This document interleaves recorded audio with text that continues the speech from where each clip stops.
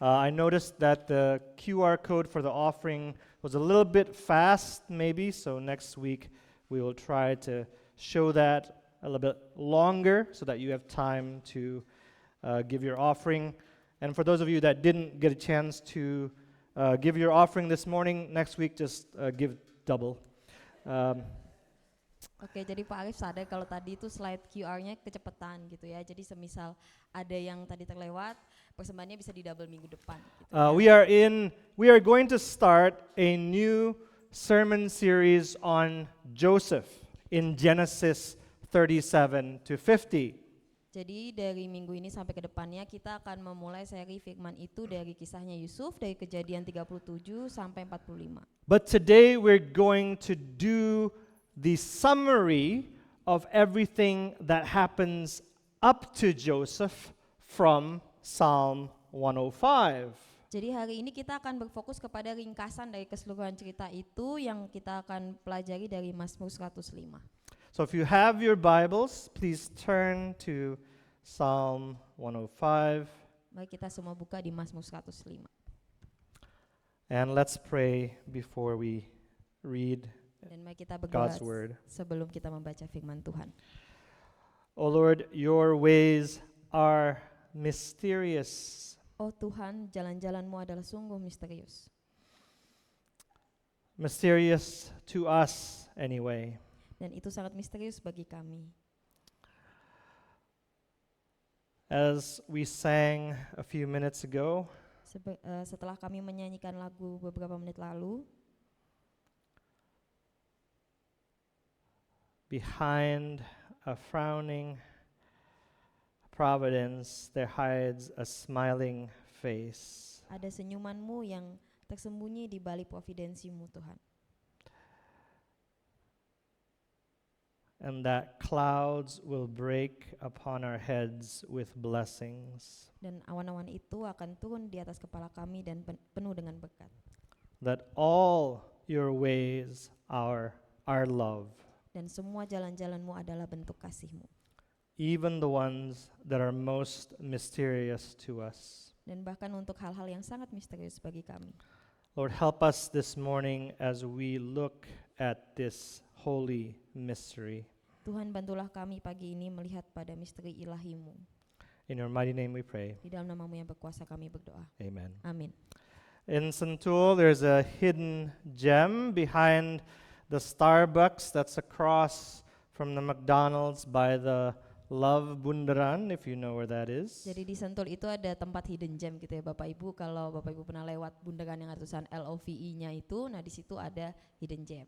It's a little park with big, tall trees and some weird but interesting sculptures. Dan itu adalah sebuah taman yang mana itu ada pohon-pohon yang tinggi tetapi juga ada beberapa patung yang bentuknya agak aneh. It's one of the few places you can sit very comfortably in the shade with the breeze. Dan itu adalah salah satu dari sekian sedikit tempat yang dimana kita semua bisa duduk menikmati angin dan suasananya.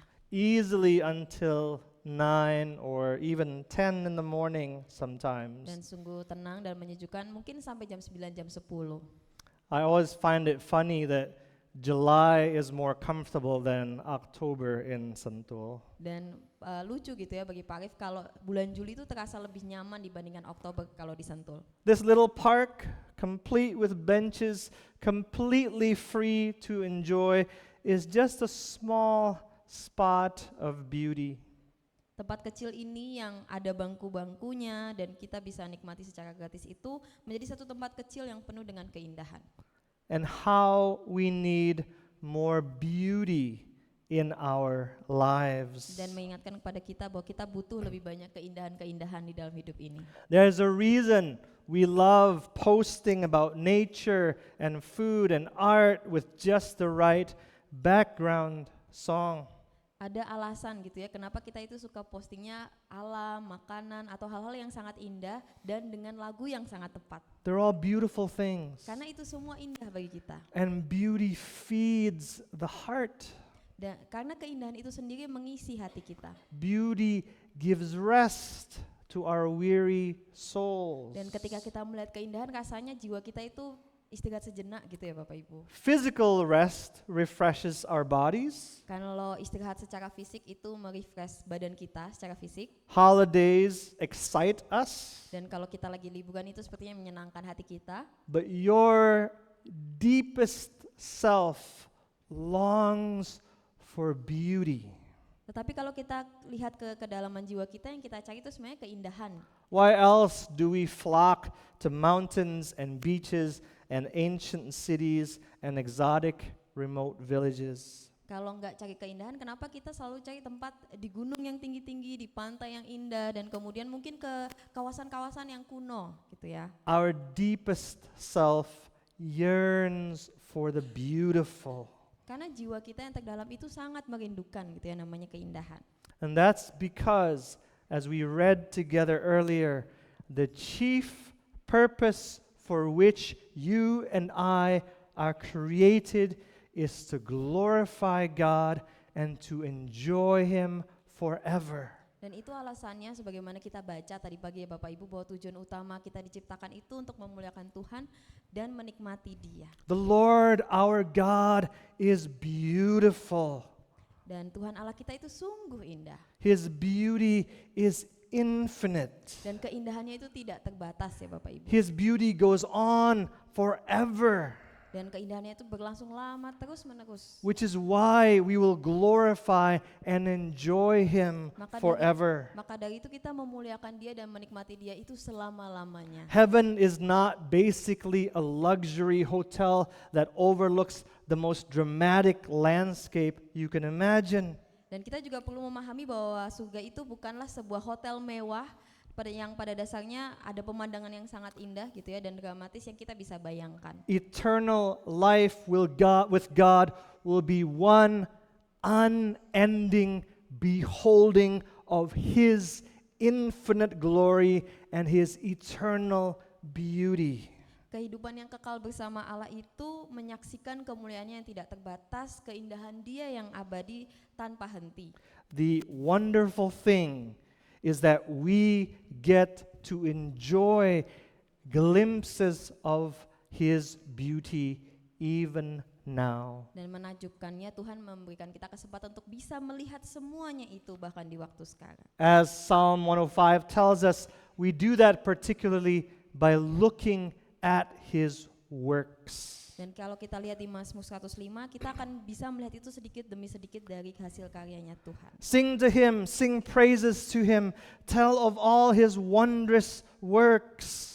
Ayat yang kedua Bapak Ibu, bernyanyilah baginya, bermasmurlah baginya, percakapkanlah segala perbuatannya yang ajaib. Glory in His holy name, let the hearts of those who seek the Lord rejoice. Bermegahlah di dalam namanya yang kudus, biarlah bersuka hati orang yang mencari Tuhan. Seek the Lord and His strength, seek His presence continually. Carilah Tuhan dan kekuatannya, carilah wajahnya selalu. Remember the wondrous works that He has done, His miracles and the judgments He uttered. Ingatlah perbuatan-perbuatannya yang ajaib yang dilakukannya, mujizat-mujizatnya dan penghukuman-penghukuman yang diucapkannya. The Lord's works are beautiful for those of us who seek Him and want to enjoy His presence continually. Segala karyanya Tuhan itu akan terindah bagi kita yang senantiasa mencari Dia, yang terus-menerus mau menikmati kehadirannya. We who need His glorious holiness in our lives. Karena kitalah yang sebenarnya membutuhkan kesuciannya Tuhan yang mulia itu di dalam hidup kita. We who want to rejoice in Him, what do we do? Kita yang ingin bersuka cita di dalam Dia, apa sih sebenarnya yang kita harus lakukan? We tell and sing of all His wondrous works. Yang sebagaimana dikatakan di ayat 2 sampai 5 ya Bapak Ibu, bahwa kita menceritakan dan menyanyikan semua karyanya Tuhan. We remind ourselves of them. Dan bahkan kita mengingatkan diri kita sendiri. There is more beauty in the Bible than there is in all of creation. Nah, ketika kita senantiasa cari Tuhan, di situ kita bisa lihat bahwa di Alkitab menceritakan lebih indah daripada apa yang bisa kita lihat. Most of us love being in nature because of course God's works in creation are beautiful. Kita sangat suka lihat alam ya karena hasil karya Tuhan itu sebegitu indahnya. We see God's beauty in creation as well. That's the focus of the psalm before this psalm. I'm sorry, that should say Psalm 104. Jadi di sebelum 105 ini ada Mazmur 104 yang benar-benar menekankan bagaimana betapa indahnya hasil karya Tuhan. Again, this is Psalm 104. Bless the Lord, O my soul. O Lord my God, you are very great. Pujilah Tuhan hai jiwaku, Tuhan Allahku engkau sangat besar. You are clothed with splendor and majesty, covering yourself with light as with a garment. Engkau yang berpakaian keagungan dan semarak yang berselimutkan terang seperti kain. And then it goes on to sing of the beauty of God reflected in nature. Dan secara terus-menerus di ayat-ayat selanjutnya menunjukkan bagaimana alam itu mencerminkan keindahannya Tuhan. As a brief side note, last week we sang a song that says, "You are beautiful beyond description." Kalau Bapak Ibu yang mungkin minggu lalu datang, kita minggu lalu menyanyikan gitu ya, ada lagu dengan lirik You are beautiful beyond description. Ya, engkau lebih indah daripada yang bisa kita gambarkan melalui kata-kata.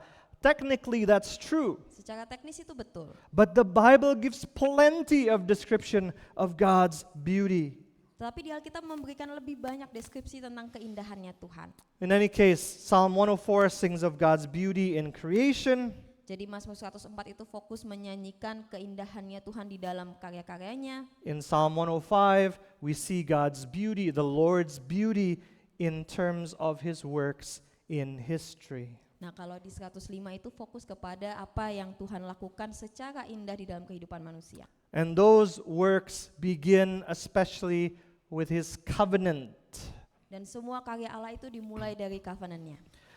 Perjanjiannya. There's that word that last week Pak Yo emphasized. Dan itulah yang ditekankan Pak Yohanes Halim minggu lalu. The Lord's covenant with Abraham, Allah melakukan perjanjian dengan Abraham, which then became the basis of His covenant with the Israelites. yang kemudian menjadi dasar dari perjanjiannya dengan bangsa Israel selanjutnya. He is the Lord, that's the name, and I'm going to say it as Adonai this morning. Jadi dialah Tuhan Allah kita. Jadi pagi ini akan banyak disebutkan oleh Pak Arif menggunakan Adonai ya Bapak Ibu. And I'm used the word Adonai because we do not take that name in vain. Kenapa kita pakai Adonai? Karena kita tidak mau mengucapkan nama Allah itu dengan sembarangan. And this is how the Israelites treated God's name with holiness. They didn't say it. They didn't dare pronounce even the letters. They would say Adonai. Dan inilah yang dilakukan bangsa Israel Bapak Ibu. Mereka melihat bahwa betapa suci dan kudusnya nama Allah itu sehingga mereka tidak mau salah mengucapkannya sehingga mereka memakai Adonai. He is the Lord Adonai, our God. Dialah Tuhan Adonai kita. Verse 8, He remembers His covenant forever. Ia ingat untuk selama-lamanya akan perjanjiannya. Verse 9, the covenant that Adonai made with Abraham, His sworn promise to Isaac, Yang diikat Adonai dengan Abraham dan akan sumpahnya kepada Ishak. which He confirmed to Jacob as a statute, to Israel as an everlasting covenant, Diadakannya hal itu menjadi ketetapan bagi Yakub, menjadi perjanjian kekal bagi Israel. saying, to you I will give the land of Canaan as your portion for an inheritance. Firman-Nya, kepadamu akan kuberikan tanah Kanaan sebagai milik pusaka yang ditentukan bagimu. This name, Adonai, God's covenant name, Nama ini Adonai itu adalah nama perjanjian. this is His personal name, Ini adalah nama pribadinya. His interpersonal name. Dan itu nama antar pribadinya. We must never use this name in vain. Kita tidak boleh dan tidak pernah boleh menggunakan nama ini dengan sembarangan. It's the name by which His covenant people know Him. Dan ini adalah nama di mana orang-orang perjanjiannya itu tahu bahwa ini namanya. Think about that for a minute. Mari kita coba renungkan ini sejenak. By this name and everything that the Bible says about this name, we get to know God Himself. Dengan nama ini dan segala hal yang Alkitab katakan tentang nama ini kita bisa tahu gitu ya Bapak Ibu siapa Allah itu. Kita bisa kenal. Not just as creator, but as our God. Bukan hanya sebagai pencipta tetapi sebagai Allah kita. He is the Lord Adonai, our covenant God. Dia adalah Tuhan Adonai Allah perjanjian kita. And God's covenant with his people is beautiful, Dan perjanjian Allah dengan umatnya itu sebegitu indahnya. not least because it advances his plan to bless all the nations. Dan salah satunya karena ia mau untuk memberkati bangsa-bangsa. So last week, the sermon was about Ruth, Jadi minggu lalu firman-Nya tentang Rut. and the preacher mentioned how Adonai set a covenant boundary for his people, which they must not cross. Jadi pengkhotbah minggu lalu menyebutkan bahwa di dalam perjanjian Tuhan itu ada batasannya yang tidak boleh dilewati oleh umat perjanjian Tuhan. In the Old Testament, there was a man named Elimelech. Di perjanjian lama ada seorang pria namanya Elimelek. He crossed that boundary when he took Naomi, his wife, to Moab during a famine. Ia melanggar batasan itu dan bahkan membawa istrinya untuk tinggal di daerah Moab. He then broke God's covenant, Adonai's covenant, by staying in Moab instead of just sojourning there. Dan bahkan lebih lagi melanggar perjanjian Adonai itu dengan berdiam di tanah Moab. He then disobeyed Adonai's covenant commands in allowing his sons to marry Moabite women. Dan selanjutnya ia melanggar lagi gitu ya perjanjian Adonai dengan mengizinkan anak-anaknya menikah dengan perempuan Moab. There was a lot of breaking of the covenant boundary line. Ada sangat banyak pelanggaran yang dilakukan oleh Elimelek atas perjanjian Adonai. But there's a covenant line in another sense. Tetapi ada batasan perjanjian dalam arti yang lain. Garis. The Lord's covenant was with Abraham and then his biological descendants, the Israelites. That's the covenant lineage of Abraham. Ada garis lain, batasan lain gitu ya Bapak Ibu di dalam perjanjian Tuhan dengan garis keturunan biologinya Abraham.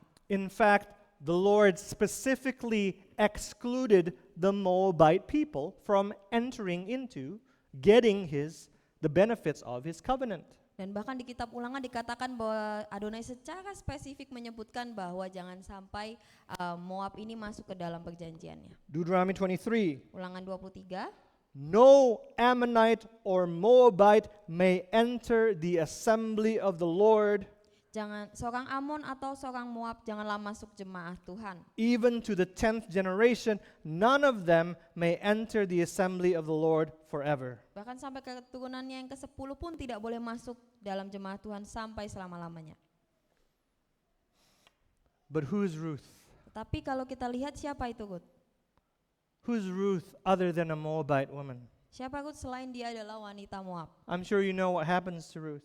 Saya yakin kita semua tahu ya apa yang terjadi dengan dia. The Lord our God used all the sins of Elimelech and his sons to bring Ruth, the Moabite, from outside of Israel into his covenant of grace. Namun dalam kisah itu Tuhan menggunakan semua dosa dan pelanggaran yang dilakukan oleh Elimelek dan keluarganya untuk membawa Ruth masuk ke dalam perjanjiannya. Not only that, of course, Dan tentu bukan hanya itu, God brought Ruth to play a critical role in that covenant salvation plan. Tuhan memasukkan Ruth ke dalam perjanjiannya itu karena dia punya rencana keselamatan yang mau dibuat Tuhan. Who is Ruth? Siapa itu Ruth? The woman who gave birth to Obed, Wanita yang melahirkan Obed, the father of Jesse, ayahnya Isai, the father of David, ayahnya Daud, the ancestor of Jesus Christ, the Nenek- Savior of the world. nenek moyang Yesus Kristus penyelamat dunia. This was the Lord's plan all along Dan ini adalah rencana Tuhan sejak awal. for His word, Untuk firman-Nya, His commandments, perintah-perintahnya, His miracles, mujizat-mujizatnya, His works to Pekerjaan-pekerjaannya. testify to the nations untuk memberi kesaksian kepada segala bangsa. so that they would come to Israel and find salvation in the one true God. Supaya mereka bisa datang ke Israel dan mendapatkan keselamatan dari Allah yang sejati. But because Israel could not keep themselves within the covenant boundary, Namun karena Israel tidak dapat menjaga diri mereka di dalam batasan perjanjian itu, because they intermarried with other nations, karena mereka menikah dengan bangsa-bangsa lain, what did the Lord our God do? apa yang Allah lakukan? He reached across that boundary himself. Allah sendiri yang melampaui batasan-batasan itu. God went beyond the covenant line, beyond Abraham's line, to now include a Moabite woman. Tuhan keluar dari batasan perjanjian itu, keluar dari garis keturunan Abraham dan bahkan membawa masuk seorang He Moab. grabbed Ruth. Dia mengambil Ruth, He rescued her. menyelamatkannya. He brought her from outside into Israel's lineage to make it the covenant lineage God always designed. Dia membawanya dari luar ke dalam garis keturunan Israel untuk menjadikannya garis keturunan perjanjian yang selama ini Tuhan rancang. Not only Abraham's biological children, but his true spiritual children. Tidak hanya keturunan Abraham secara biologi, tetapi keturunan Abraham yang sejati secara rohani. For us, Untuk kita. Ruth was a foretaste of the Lord bringing us into his plan of salvation. Kisah Ruth ini menjadi gambaran awal dari bagaimana Tuhan membawa kita dalam rencana keselamatan. When it says in verse 8, he remembers his covenant forever. Di ayat 8 Mazmur 105 dikatakan, ia ingat untuk selama-lamanya akan perjanjiannya. That's now us benefiting from God's never failing memory. Karena sekaranglah kita yang mendapat manfaat dari bagaimana Tuhan itu selalu ingat. Verse 10, the covenant which he confirmed to Jacob as an everlasting covenant. Diadakannya hal itu menjadi ketetapan bagi Yakub, menjadi perjanjian kekal bagi Israel. In Christ, we have the true everlasting covenant, Di dalam Kristus kita memiliki perjanjian yang kekal, yang sejati. including, by the way, Pak Adi, including no longer loving sin, Termasuk tidak mengasihi dosa. including now hating our sin even as we still fall into sin. Dan tidak membenci dosa kita. God's goodness and mercy to save, to bless all nations and tribes. Karena kebaikan Tuhan dan kasih karunia-Nya itu untuk memberkati semua bangsa. If you're Batak, Kalau engkau orang Batak, Manado, Manado, Javanese, orang Jawa, Chinese, orang keturunan Filipino, Cina, orang Filipina, American, orang Amerika, even others. dan semua lainnya. When it says in verse 11, Di ayat 11 dikatakan, to you I will give the land of Canaan as your portion for an inheritance. kepadamu akan kuberikan tanah Kanaan sebagai milik pusaka yang ditentukan bagimu. That's us who truly benefit. Itulah kita yang benar-benar mendapatkan manfaatnya.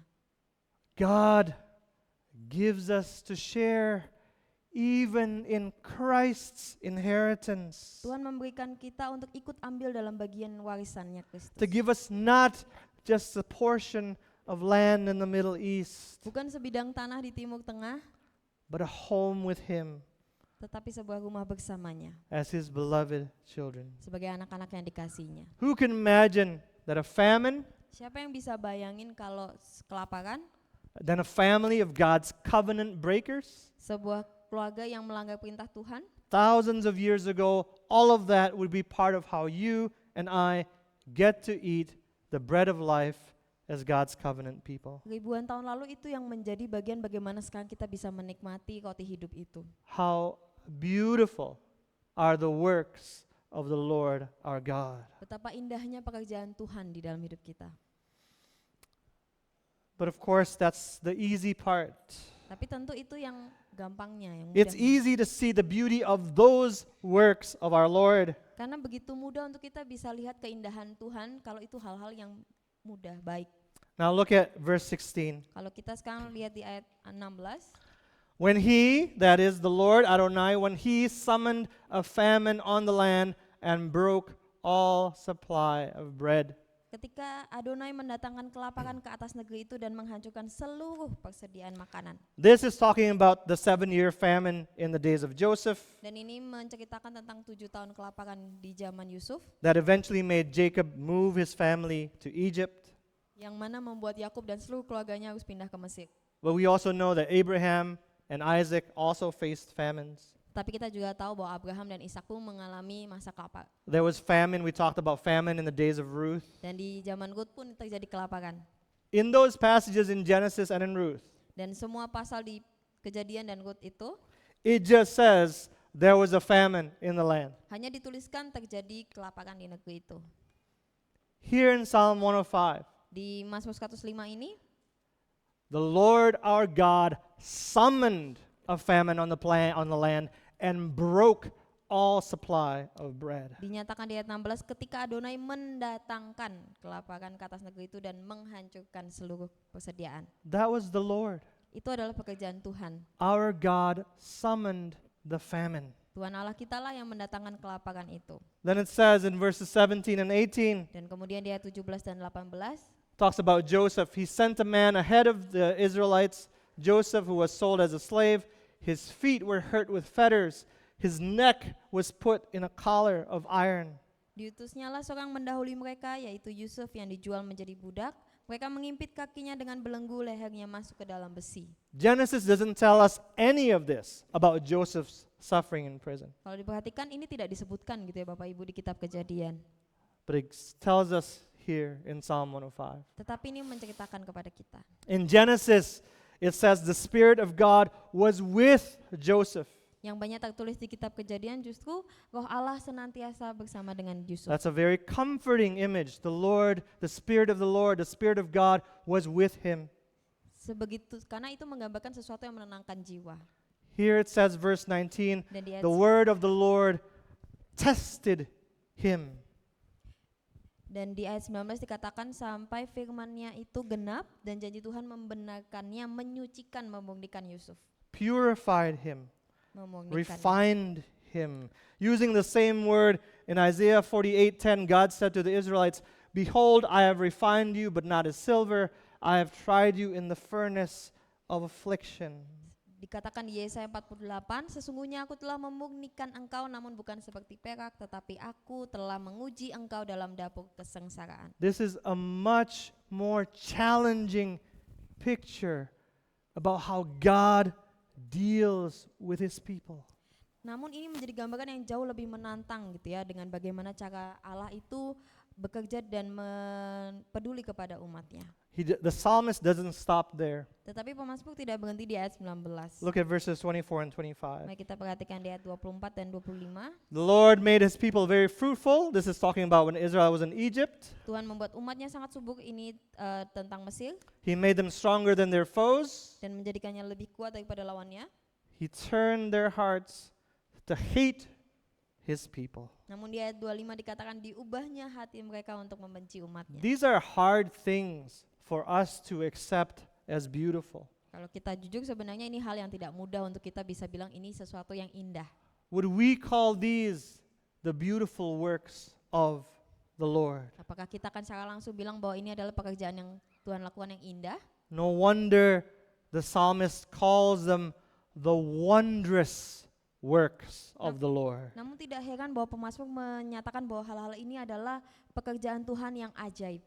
Even in the Hebrew, this word wondrous is related to the word wonderful.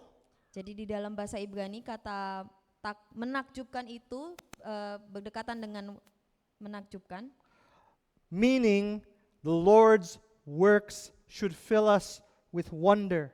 yang mana berarti pekerjaannya Tuhan itu seharusnya membuat kita bisa sungguh-sungguh takjub akan Dia. Many of the Lord's works are difficult. Banyak dari pekerjaan Tuhan yang sebenarnya itu sesuatu yang susah.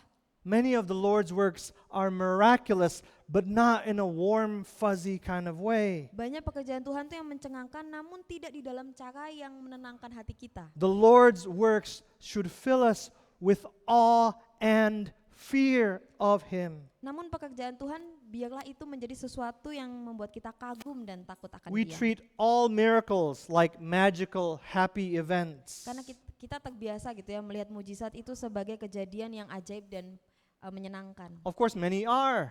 Dan tentunya iya. We shout hallelujah when the blind see and the lame walk and the sinner is saved. Kita bilang haleluya ketika ada yang bisa buta melihat, ketika yang lumpuh berjalan, dan ketika pendosa diselamatkan. But we need to relearn that miracles are things that should fill us with proper awe and fear of the Lord. Tetapi kita perlu belajar ulang bagaimana mujizat itu ada dan seharusnya mengisi kita, membuat kita merasa kagum dan takut akan Tuhan dengan benar. And this gets us very close, right to the heart of God's very character.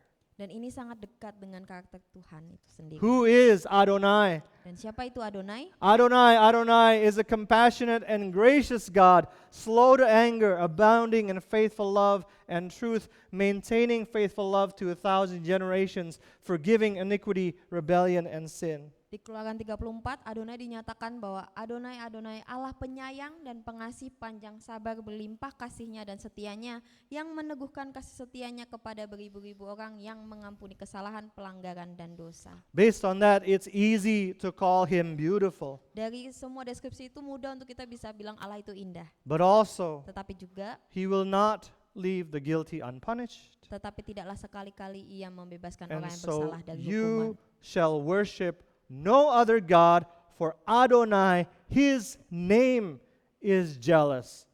Adonai is a jealous God. Dan janganlah engkau sujud menyembah kepada Allah lain, karena Adonai yang namanya cemburuan adalah Allah yang cemburu. Yang namanya cemburuan, that is wondrous.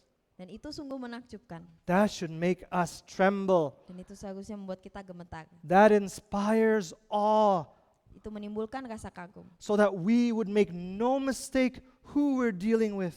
Supaya kita tidak salah lagi dengan siapa kita sedang berhadapan. People like cliches such as God's plans are always higher than our plans. Orang-orang itu suka mengatakan hal yang klise seperti rencana Tuhan itu lebih tinggi daripada rencana kita sendiri. That's true enough.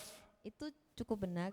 But Adonai is the Lord who summoned famines as part of his plans. Tetapi rencana Adonai termasuk mendatangkan kelaparan. Adonai is the God who sent Joseph into Egypt, including to suffer in prison. Adonai juga adalah Allah yang membawa Yusuf itu sampai di penjara di Mesir. And he turned the hearts of the Egyptians against his people. Ia juga yang membuat hati orang Mesir itu membenci orang Israel. Yes, all these things he did to work out his plan of salvation.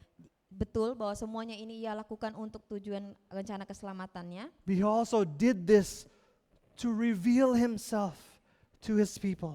Tetapi ini juga menjadi caranya untuk menyatakan diri kepada umatnya bahwa siapa dia. To reveal his character to them, Untuk menyatakan karakter-karakternya kepada umatnya. in order that his people might know him and fear him. Supaya umatnya tahu, kenal, dan takut akan dia. That they and that we would be filled with awe and wonder at his grace and his judgments. Supaya mereka dan kita semua bisa penuh dengan takjub dan takut akan penghakimannya. Both those things, both his grace and his judgments, make him glorious. Anugerah dan penghakimannya, keduanya itu membuat dia sungguh menakjubkan. Don't turn this into a stupid cliche. Dan jangan jadikan ini menjadi sesuatu yang klise. These are hard things. Karena ini adalah hal-hal yang sulit. Yahweh is an awe-inspiring God. Adonai is an awe-inspiring God. Adonai ada Allah yang sangat menakjubkan tetapi juga menakutkan. His works are wondrous things. Dan karya-karyanya adalah yang menakjubkan itu sendiri. We probably will never face a famine. Mungkin kita tidak akan pernah mengalami kelaparan. We probably will never face false imprisonment like Joseph. Mungkin kita tidak pernah mengalami dipenjara secara tidak sah seperti Yusuf. But do we not live among many people who hate Christians and who hate Christ? Tetapi bukankah kita hidup di antara orang-orang yang benci dengan kekristenan dan juga membenci Kristus? Forget corruption. Kalau kita singkirkan korupsi, Material corruption does not compare to the world's hatred against the Lord our God. kalau dibandingkan itu tidak sebanding gitu ya Bapak Ibu, bahwa korupsi yang material itu dibandingkan dengan kebencian dunia ini kepada Allah kita. And yet does not the Lord's plan also include him sending his son? Namun bukankah rencana Tuhan juga gitu ya untuk mengirimkan anaknya menyelamatkan kita, on whom the world poured out their hatred against the Lord? kepada dunia yang dimana segala kebenciannya itu ditumpahkan kepadanya. Does the Lord's plan not include reconciling us to himself by that death while we were enemies? Bukankah rencana Tuhan itu juga mencakup mendamaikan kita dengan dirinya sendiri melalui kematian Yesus ketika kita masih menjadi seteru Allah? Meaning while we and God were enemies. Yang artinya bahwa kita berada di periode di mana kita dan Allah itu bermusuhan. This is what Paul tells us in Romans 5 verse 10. Itulah yang dituliskan Paulus di Roma 5 ayat 10. And I apologize, that should say Romans 5:10. One of the best commentators on Romans explains, Salah satu komentator Alkitab tentang kitab Roma yang terbaik menjelaskan seperti ini. Paul repeatedly affirms in this letter, God is hostile toward us. Seperti yang berulang kali ditegaskan Paulus dalam surat ini, Allah memusuhi kita. Our sins have justly incurred his wrath, which stands as a sentence over us, Dosa-dosa kita sudah sewajarnya menimbulkan murkanya yang menjadi hukuman atas kita, to be climactically carried out on the day of judgment. yang akan dilaksanakan secara klimaks pada hari penghakiman. In fact, another very famous theologian points out God is the active one here. Dan bahkan salah satu teolog terkemuka menyatakan bahwa di konteks ini Allah lah yang aktif. When Paul says, while we were enemies, Ketika Paulus menyatakan bahwa kita adalah musuh Allah, this refers to God's holy hostility to us and alienation from us. ini menyatakan bahwa permusuhan itu terjadi, permusuhan kudus antara Allah dengan kita dan kita terasing dari Allah. God is the agent, God is the subject. Karena Allah adalah agennya, subjeknya, He is hostile toward sinners. dan ia memusuhi semua pendosa. And sinners are, in God's judgment, alienated from Him. Dan orang-orang berdosa menurut penghakiman Tuhan, penilaian Tuhan itu terasing dari Tuhan. When Paul says, while we were enemies, Ketika Paulus menyatakan bahwa kita selama waktu kita masih menjadi musuh Allah, this refers primarily to God's holy hostility to and alienation ini from menyatakan us. kepada keterasingan orang berdosa dari Tuhan, dan bahwa itu terjadi ketika kita berada dalam keadaan yang terasing dari Tuhan. Part of our history is that we were a Dutch colony. Di sejarah bangsa Indonesia kita tahu bahwa kita adalah koloni Belanda. Yet that was also part of how Dutch missionaries came to Indonesia. Tetapi itu juga menjadi bagian dari rancangan bagaimana misionaris Belanda itu datang ke Indonesia. That was a major way the Protestant church came here. Dan itu salah satu cara utama gereja Protestan itu masuk ke Indonesia. Of course, that wasn't the only way, Ya tidak satu-satunya, but it was a big part. tapi itu Of menjadi how- bagian yang besar. You and I are saved. Bagaimana Bapak Ibu dan kita semua adalah orang-orang yang diselamatkan. Surely God could have planned a better way to bring us Protestant Christianity. Tentu Tuhan bisa punya cara yang lebih baik untuk membawa kita semua ke dalam kekristenan. Surely God could have planned a better way to make peace with us, his enemies, rather than sending his son to the cross. Tentu Tuhan bisa merencanakan dan melakukan cara yang lebih lagi dibandingkan harus mengutus anaknya untuk ganti dosa kita. Of course not. Tapi tentunya tidak. But do you see that all his works are wondrous? Tetapi kita bisa lihat, dan mari kita lihat betapa indahnya pekerjaan Tuhan. I know there were very difficult things that happened this past week in our communities. Saya tahu banyak ada hal yang tidak enak terjadi di komunitas kita.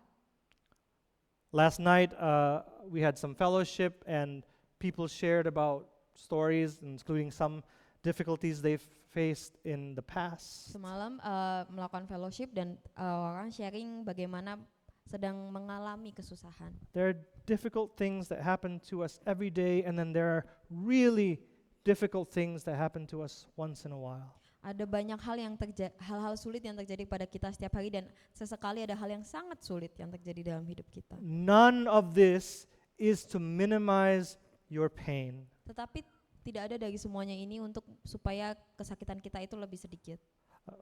Yang saya katakan ini bukan Minimalisir minimalisir kesakitan yang tidak ya, dirasakan. kesakitan yang Anda rasakan. But all God's works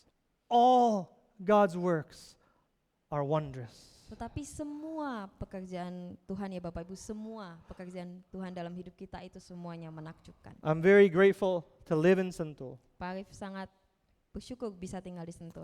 It's still very green compared to Jakarta. Karena masih lebih hijau dibandingkan Jakarta. But it's becoming more and more crowded and unfortunately more and more gray instead of green. Tetapi semakin kesini semakin ramai dan semakin hilang hijau-hijaunya. I'm desperate to keep my little corner of Sentul green and peaceful and quiet. Dan Pak Arif sangat ingin menjaga supaya sudut kecil di Sentulnya itu bisa tetap hijau, damai dan tenang. Isn't that too often our approach to the Christian life? Tapi bukankah itu juga cara kita dalam mendekati kekristenan? We're all very grateful to have eternal life in Christ. Kita semua tahu bahwa kita sangat ingin dan bersyukur dengan kehidupan kekal dalam But we Kristus. also want as much as our pasture as possible to be green, Tetapi kita juga menginginkan sebanyak mungkin padang rumput di dalam hidup kita itu hijau. so we pray, Jadi kita berdoa, Lord, keep me out of the valley of the shadow of death. Tuhan jauhkan aku dari lembah kekelaman Give me just enough green dan grass. berikanlah kepadaku secukupnya aja deh Even padang just rumput hijau. even just in my little corner of the world for me and mine. Bahkan kalaupun itu hal yang sangat kecil di dunia yang besar ini untukku dan keluargaku dan orang-orangku. How do we mature spiritually?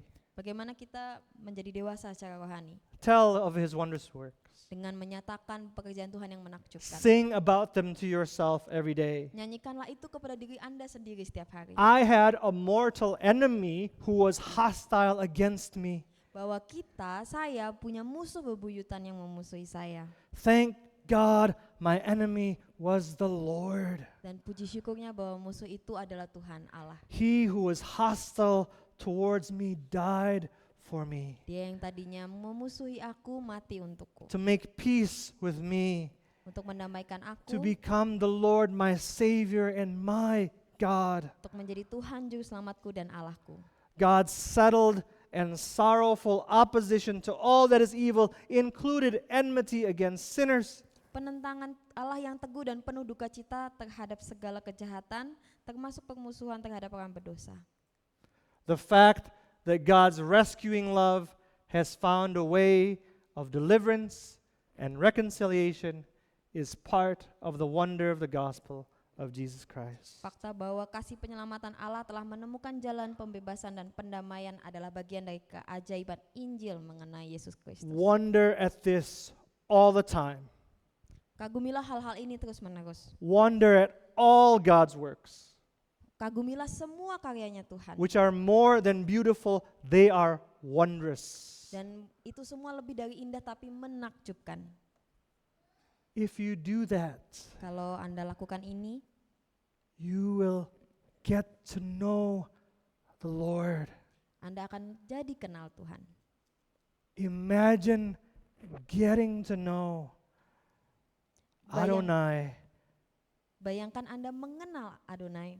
Imagine getting close to his heart, to his character. Bayangkan kalau kita bisa dekat dengan hati dan karakternya. Imagine being so sure that nothing and no one will separate you from the love of Christ.